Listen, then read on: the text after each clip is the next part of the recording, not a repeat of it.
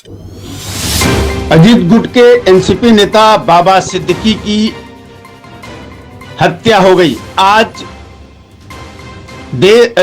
शाम को 9:30 बजे खबर आई कि बाबा सिद्दीकी पर गोली चली है, फायरिंग हुई है। 3 राउंड फायरिंग की गई, जिसमें तीनों गोली बाबा सिद्दीकी को लगी। एक गोली उनके सीने पे लगी थी, जिसके चलते उनकी हालत काफी गंभीर हो गई। उनको लीलावती अस्पताल में भर्ती कराया गया था, जहां पर उनके अंदर की गोली को निकालने का प्रयास डॉक्टर द्वारा किया जा रहा था।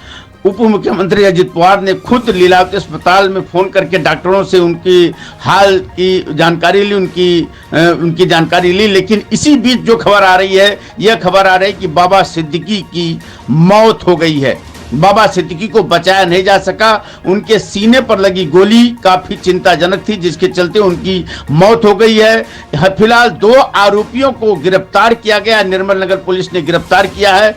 आगे की जांच चल रही है। हत्या के पीछे का राज क्या है, यह पता चलेगा आरोपियों से पूछताछ के बाद।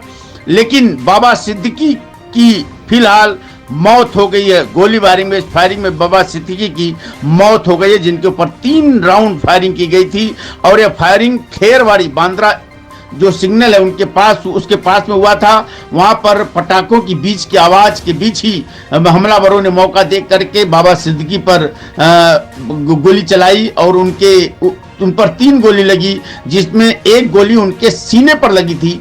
और इसी सीने पर लगी गोली के चलते बाबा सिद्दीकी को लीलावती अस्पताल में भर्ती कराया गया था, जो बेहोशी की हालत में थे। लेकिन वहां पर डॉक्टरों ने उनको बचा नहीं सके और उनकी मौत हो गई। जो अभी भी खबर आ रही है कि बाबा सिद्दीकी की मौत हो गई इस फायरिंग पे, इस गोलीबारी में। बाबा सिद्दीकी जो एनसीपी के नेता हैं फिलहाल, और वो कांग्रेस को कुछ ही दिनों छोड़ करके अजित पवार के साथ एनसीपी में शामिल हुए थे। अजित पवार गुट के नेता हैं। काफी उनका वर्चस्व है बांद्रा में। बांद्रा से खेरवाड़ी इलाके से 3 बार ये विधायक चुने गए हैं। एक बार इनको राज्य मंत्री का दर्जा भी मिला हुआ है।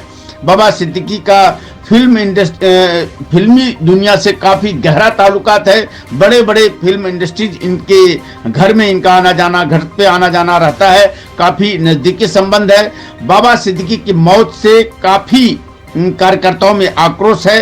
ये चुनाव के ठीक पहले यह हुई फायरिंग और बाबा सिद्दीकी की मौत काफी कुछ संकेत दे रहे हैं कि क्या कहीं ये राजनीतिक हमला तो नहीं है, या इसके पीछे का राज क्या है। फिलहाल कुछ दिनों पहले बाबा सिद्दीकी को इस प्रकार की धमकियां भी मिली थी, लेकिन अभी तक इस बात को कह पाना कि इस फायरिंग के पीछे किसका हाथ है, कौन है, क्या वजह है, अभी तक कुछ सच्चाई सामने नहीं आ पाई है। लेकिन बाबा सिद्दीकी की फिलहाल मौत हो चुकी है और फिलहाल मौत हो गई है। गोलीबारी में, फायरिंग में बाबा सिद्दीकी की मौत हो गई है, जिनके ऊपर 3 राउंड फायरिंग की गई थी। और यह फायरिंग खेरवाड़ी बांद्रा जो सिग्नल है उसके पास में हुआ था।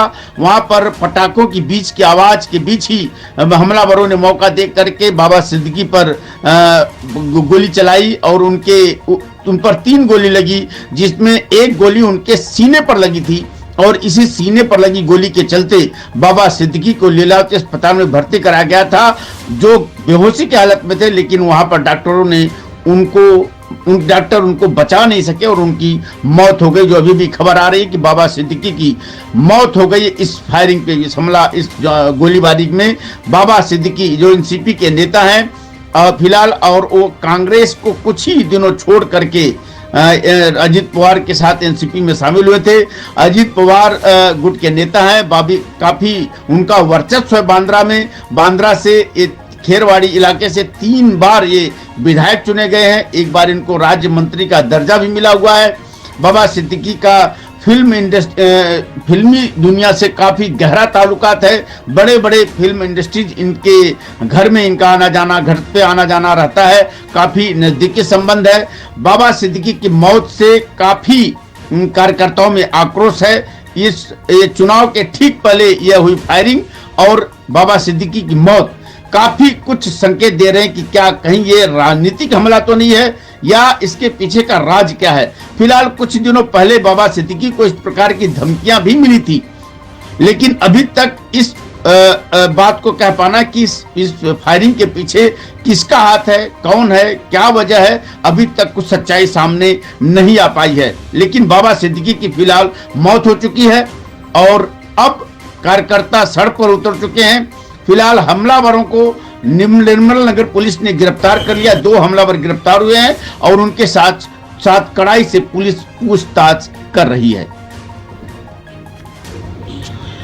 अजीत गुट के एनसीपी नेता